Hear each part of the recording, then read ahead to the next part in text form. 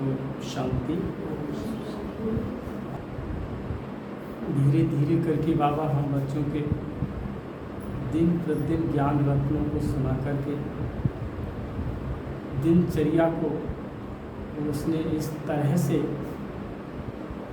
अपने ज्ञान से पिरोया है कि ये मन स्वच्छ भी होने लगा, तन भी स्वच्छ होने लगा और इसी 1 घंटे के सफल प्रयास से हमारा धन भी स्वच्छ तरीका से स्वच्छ हो गया।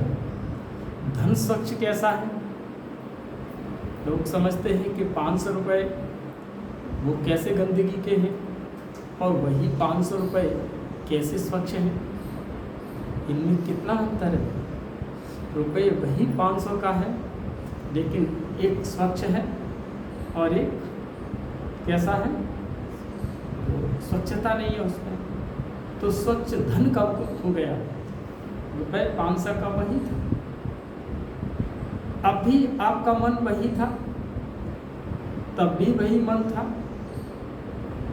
वही तन था, वही आज भी है। लेकिन फिर अंतर क्या हुआ? हमने अंतर कैसे महसूस किया अपने आप में कि इसी मन से हम अनायास लोगों के सामने, मनुष्यों के सामने हम विभिन्न प्रकार की बातों को सुनकर इस मन को सोचते थे और इसको सोचने का हम समय देते थे।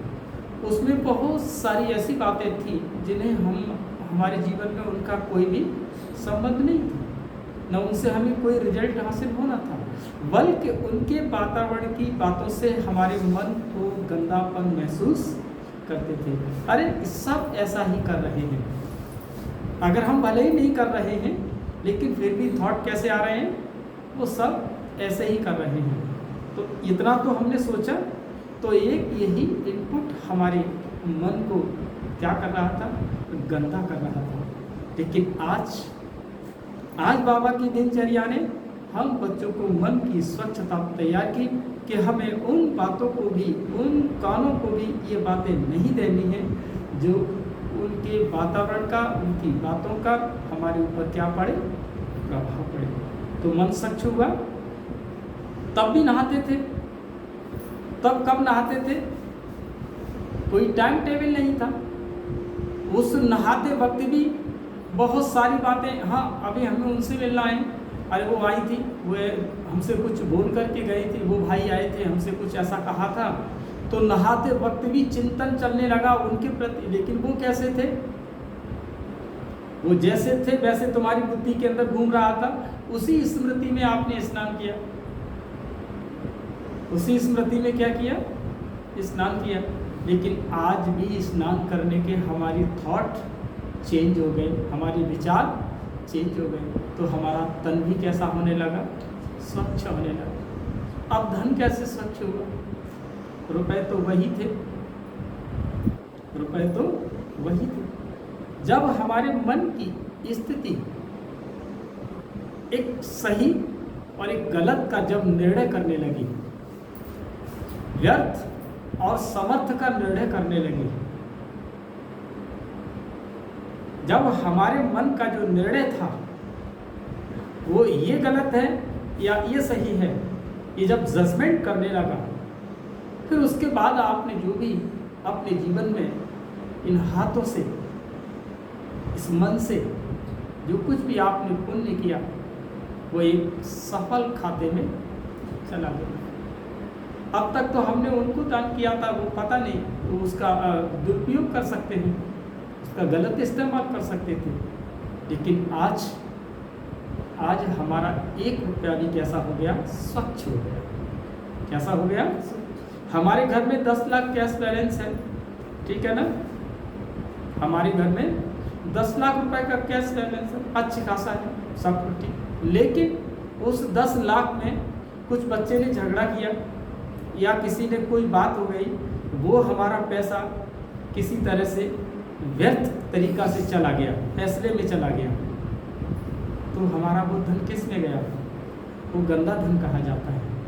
लेकिन जब हमने उन्हीं में से चाहे 10, चाहे 20, चाहे जो भी श्रद्धा के अनुसार जो भी हमने भगवान के कार्य में लगाया वो हमारा धन कैसा हुआ, स्वच्छ हो गया। तो बाबा ने हमें 1 घंटे के लिए प्रतिदिन के इस माइंड को, मन को, तन को और धन को क्या बना दिया, स्वच्छ बना दिया। हमारा जीवन सफल हो गया। और क्या चाहिए, और क्या चाहिए, बाबा तू मिला, सारी दुनिया मिली, और क्या चाहिए, है ना। तभी दिल से कहते हैं कि बच्चे बाप मिला तो सब कुछ मिला। जन्म जन्म का ज्ञान मिला, वर्तमान में सुख शांति का अनुभव मिला। सत्युग 2 प्रकार के मिले, एक आंतरिक जगत का सत्युग और एक बाह्य जगत के सत्युग का ज्ञान मिला। अभी संसार सत्युग की कल्पना में है, लेकिन हम बच्चे अभी भी अपने अंदर सत्युग की कल्पना को ही नहीं बल्कि सत्युग के संकल्पों को, सत्युग के आचार विचारों को हम अपने जीवन में क्या कर रहे हैं, धारण कर रहे हैं, उसका अनुभव कर रहे हैं। इसलिए हम अपने अंतर जगत की दुनिया में सत्युग का क्या कर रहे हैं, अनुभव कर रहे हैं। और बाह्य जगत की दुनिया का जब सत्युग आएगा तो वो यहीं से वहीं पर उसका ट्रांसफर होना है। तो हम दोनों सत्युग का क्या कर रहे हैं, इस वर्तमान समय में अनुभव कर रहे हैं। तो वो बाह्य जगत का सत्युग और आंतरिक जगत के सत्युग में हमारे तन, मन और धन तीनों की क्या चाहिए, स्वच्छता चाहिए। और वो बाबा ने हम बच्चों को दी और हम बच्चे उस सफलता की ओर चले। अच्छा, तो शांति।